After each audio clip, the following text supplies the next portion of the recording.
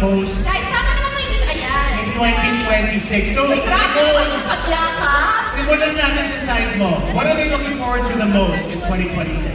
Alright, Apple, alam ko naman magaling ka mag-Tagalog, pero let's take it international. Okay, I'm gonna ask you in English. In very, Miss Universe style. Okay, what are you most looking forward to in 2026? I'm looking forward to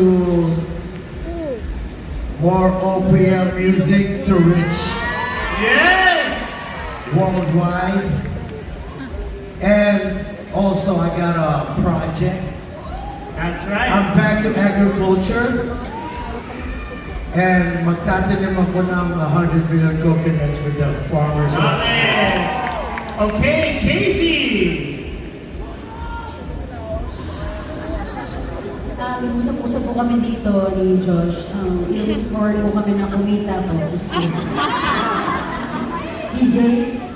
Ang bilis Looking forward ako sa maraming pang kanta at sa concert namin ni KZ sa February.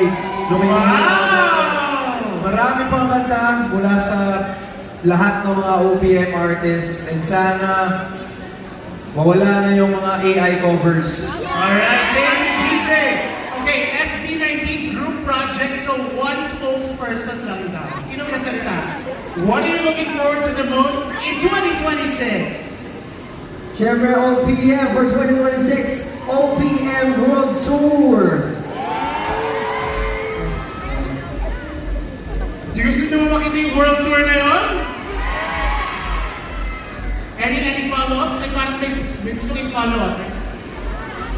Ako, world peace lang gusto ko naman. I think everyone's nag-wish sila ng good for everyone for next year. Pero I think self-love is more important for next year. Know your worth and be happy for next year. Parang may pinanggagalingan yun. Saan ka?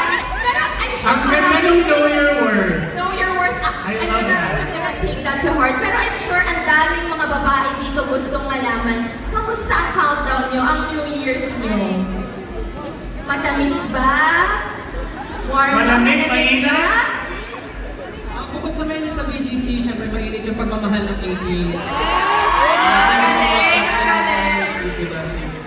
Alright, good answer, good answer! Very safe. Alright, guys, aside from our very special guests, we have so many more to call on stage with us. Nicole, why don't you lead them up? Alright, please join me in welcoming, we've got Chief Operating Officer of Fort 20.